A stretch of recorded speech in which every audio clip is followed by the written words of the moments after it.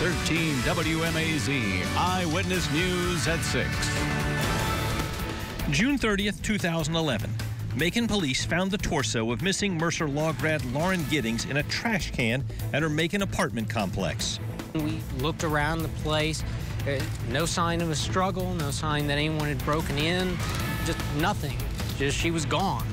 Today, that so-called friend who claimed to search for the missing student confessed to her murder, giving her family a step toward the closure they need. It's not a happy ending, but it's about as best as we could hope for at this point. 3 years dragging this out was way too long. I don't know why he couldn't have done this 2.5 years ago. Hello, everyone. Thanks for joining us. I'm Frank Malloy. And I'm Portia Lake. Stephen McDaniel today admitted to killing and dismembering Lauren Giddings, his former Mercer Law School classmate and neighbor. He also explained in writing how he committed the murder in June 2011. That information led to today's sentence, life in prison. We begin our team coverage of today's plea hearing with Caitlin Heck. Today's plea avoided what could have been a lengthy trial and appeals that could have taken months or years. Stephen McDaniel accepted a plea deal for Giddings' murder. As part of that deal, he wrote out a statement describing the murder and what followed. In that statement, McDaniel admits entering Giddings' apartment using a key in the early morning of June 26, 2011, and choking her to death. McDaniel wrote, "I continued to strangle her until she stopped moving, and I remained that way with my hands around her throat for several minutes, possibly as long as 15 minutes. He says that night he placed Giddings' head and limbs in a dumpster across the street outside the Mercer Law School. 2 days later, he says he put her torso in the trash bin outside of their Macon apartment complex. McDaniel also wrote, "At no time before Lauren's death did I sexually accost her. At no point after her death did I perform any sexual act of any kind with respect to her remains."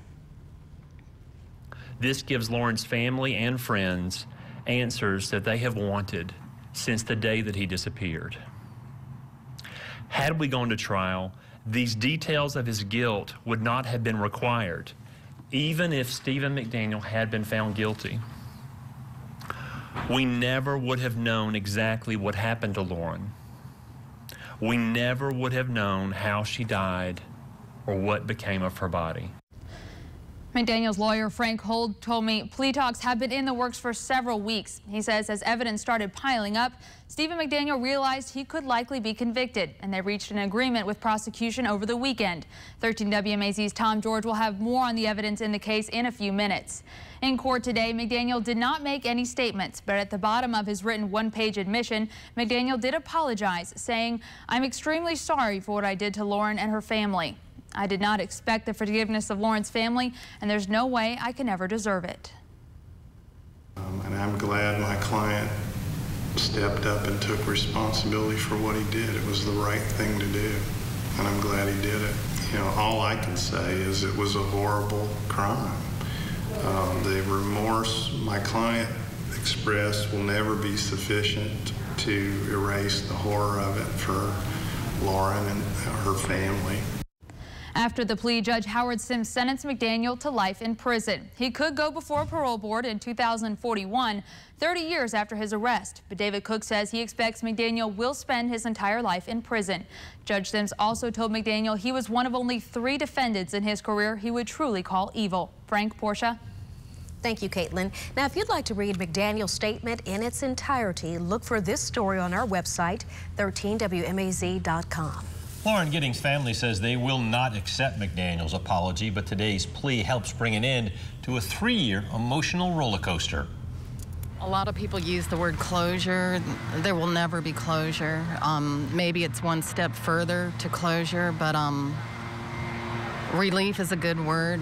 It's not a happy ending, but it's about as best as we could hope for at this point. 3 years dragging this out was way too long. I don't know why he couldn't have done this 2.5 years ago.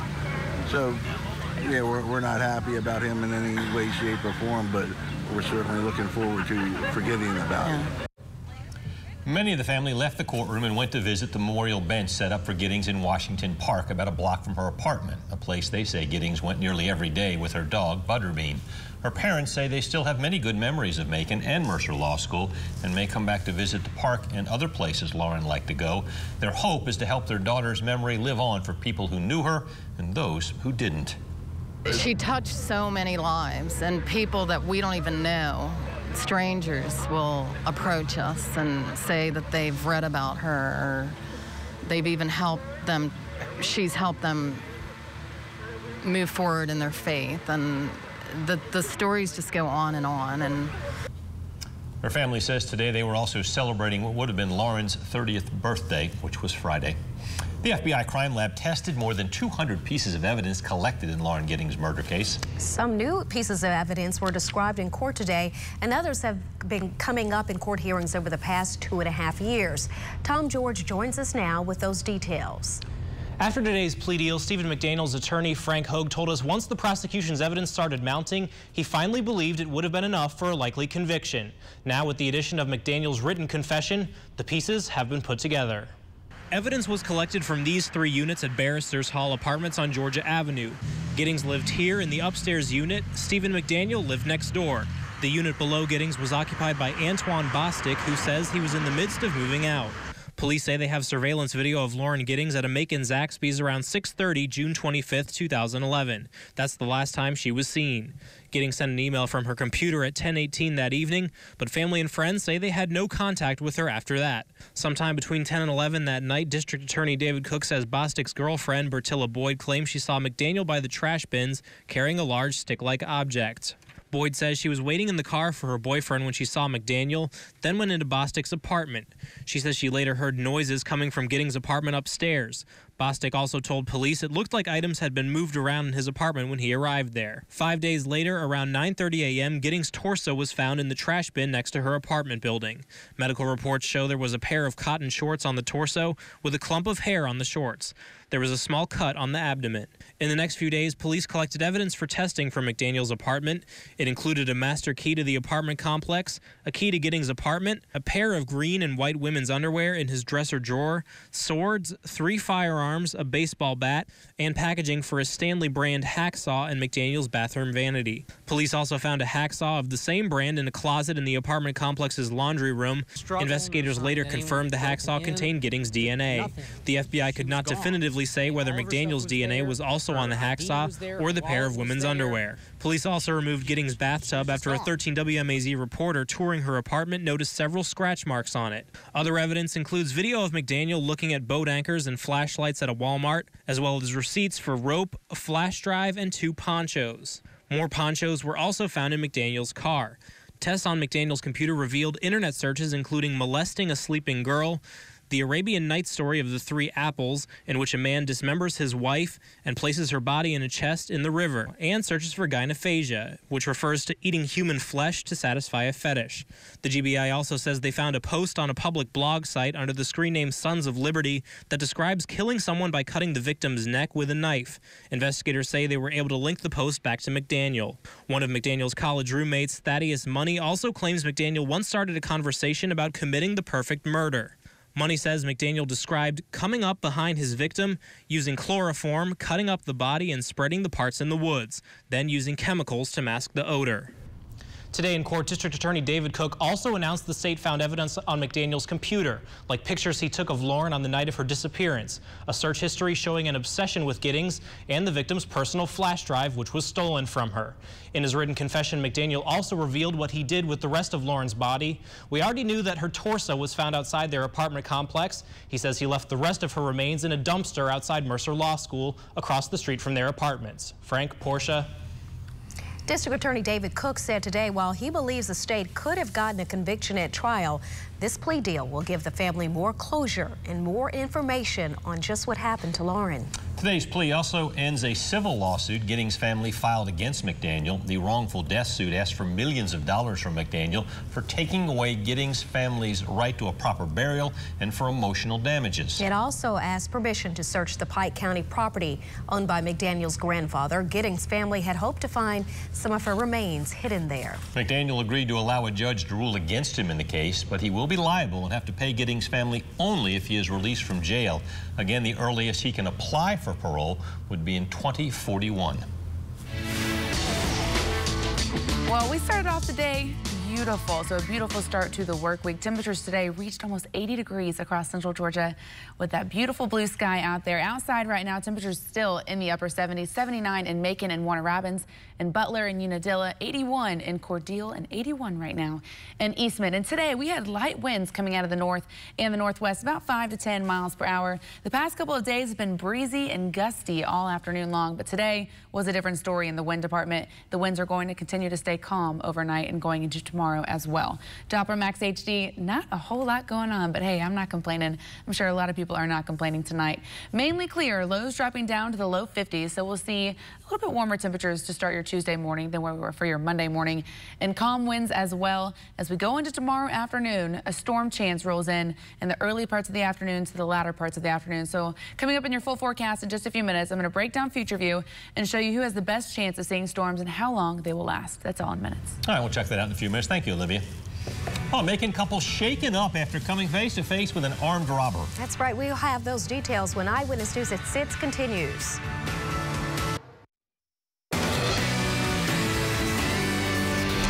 Welcome back. A Macon couple says they're shaken but happy to be alive after they say a man pointed a gun at one of them and demanded money. The Patels own the BP gas station on Pionona, but they say this was a crime that they just didn't see coming. Kristen Swilley brings you their story. The Patels say after running their BP gas station for 3 years, thank you. Have a good day. A man approached them Sunday night, put a gun to Rasik's head. Has anything like this ever happened before? No, the first time. That's first time. And made off with $2,000. Almost 1,500 for me and almost more than 500 he have it. It was a crime the Patels literally didn't see coming.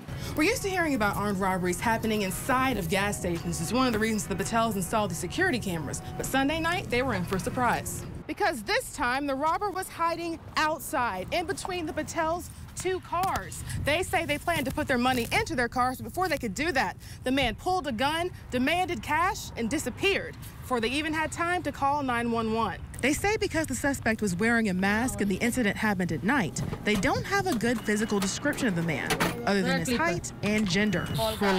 Like my height. Like his height.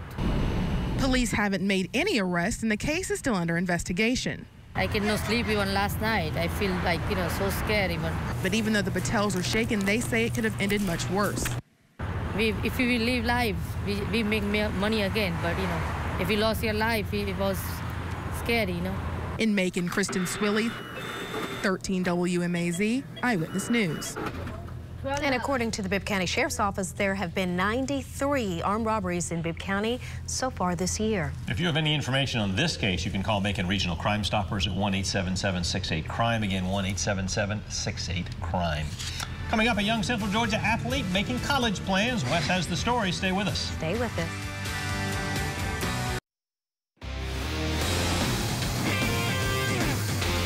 Eagles won region titles in track last week. One of their own had another personal victory today as she signed on to run with the big dogs in college. Eagles standout Katie Stone signed her letter of intent to run track at the University of Georgia in the fall. The senior excels in the 100 and 200 meter dash, holding team records in each race. Stone isn't limited to the sprints, though. She also competes in the 400 meter dash as well as 2 relay events. Katie's a 4-time region winner, won state as a junior last year. She'll compete at the state level again this week in the GISA's High Point track meet. In addition to her accomplishments on the track, Katie was a 13 WMAZ Athlete of the Week last month. Check out her story on 13WMAZ.com. We'll hop on over to college baseball now. The Mercer Bears are in the midst of a 4-game win streak. They've only lost 2 games at home all year, and they have a big test tomorrow night as they look to keep it that way. Mercer welcomes the Georgia Tech Yellow Jackets to Clyde Smith Field tomorrow. The Bears are coming off a conference series sweep over Northern Kentucky, while the Yellow Jackets enter the game after a 1-2 performance at Maryland. This This isn't the first showdown between the Bears and Jackets this year.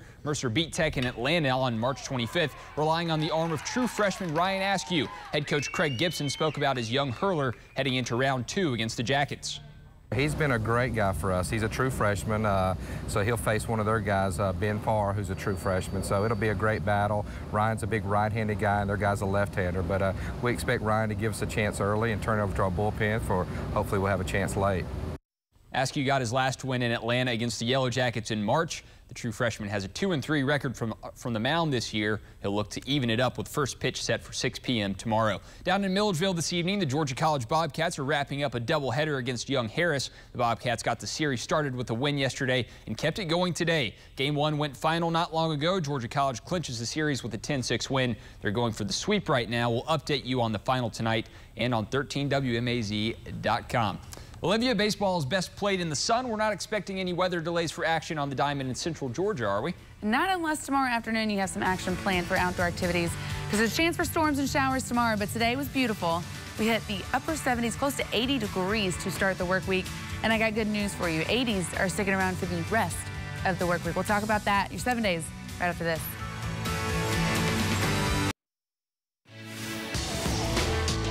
I started out the weekend wet, ended up nice and sunny, a little cool along the way. All the way to today. It's been wonderful.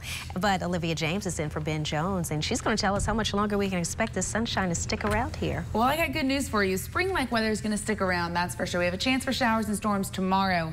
But after that, we are looking mighty fine for the rest of the work week. So tomorrow's forecast, 80 degrees for your high across central Georgia.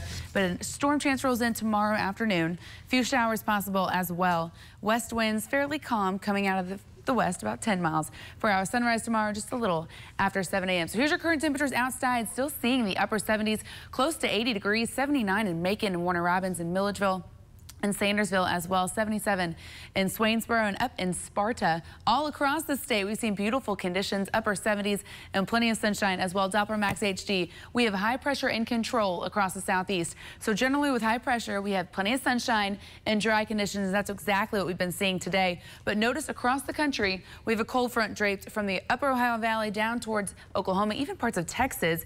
And in front of that is where we're seeing a chance for showers and storms right along the leading edge of that cold front. And lots of moisture ahead of the cold front, which means a chance for storms for us tomorrow. So that's coming in tomorrow afternoon, starting around 3 o'clock, 4 o'clock. So we could see a shower or thunderstorm or two. And then 80 stick around all for the work week. So take a look at future view tonight. Mostly clear, a great evening in store, warm evening in store. And then starting the day off tomorrow on a good note. So sunshine tomorrow morning, but going into tomorrow afternoon, that's when we'll see the clouds and even some showers and thunderstorms start to roll on in just with the daytime heating. And some of the storms could be a little bit on the stronger side. So don't be surprised if you hear a few rumbles of thunder, see some lightning out there as well. But it's a quick moving system, and it'll be out of here by tomorrow evening. And going into Wednesday, plenty of sunshine moving back on in for Wednesday and Thursday as well. So good stuff for the rest of the work week. We just got to get past tomorrow afternoon. And then going into Friday, Saturday, Sunday, there's a chance for a shower or pop-up thunderstorm in the afternoon of Friday and the afternoon of Saturday, just with the daytime heating, but really no severe threat concerned there. And tonight's lows dropping down to the low 50s all across central Georgia, 53 in Milledgeville, 53 in Gray and Macon as well. Our southeastern counties, same story, 52 in Dublin, 54 in Eastman, and 53 tonight down in Cochran. So take a look now at your 7-day forecast. Plenty of 80s across the board. A chance for a few showers or thunderstorms tomorrow afternoon, mainly starting around 3 o'clock, 4 o'clock. Some could be a little bit on the stronger side. And then Wednesday, Thursday, and Friday look to be great to end the work week. We're back right after this. Hair bows can have many uses, and 2 little girls are actually selling them for support. Ashley Gatson brings you the story of Loops for Lucas. And what you do is you want to get 6 ribbons, and then you lay the long one. Maggie Brown and Paige Morath aren't making these hair bows for themselves. We're making bows for Lucas. When the two heard that their assistant principal's son suffered from the disease leukodystrophy, they were ready to help. They started out drawing turkeys. We made turkeys, dragonflies, ducks, butterflies, and all the kinds of animals we can think of. And when that wasn't working, we were like, oh, we should sell hair bows. We had wanted to do something for the Payne family, knowing the situation they're in, and the girls actually came to us and was like, why don't we make bows? So we had ribbon at home and we got started. And with the help of some friends, Loops for Lucas is spreading faster than they can get their hands on ribbons. Sometimes each day we make ribbon, and then we're done with all the ribbon because we make them so fast. They're even spreading to shirts. It says Loops for Lucas. We're helping for Loops. And these are supposed to be O's. And as for their small friend Lucas, they only want 2 things. I hope you feel better, and we hope that we made enough money. We crashed. I didn't.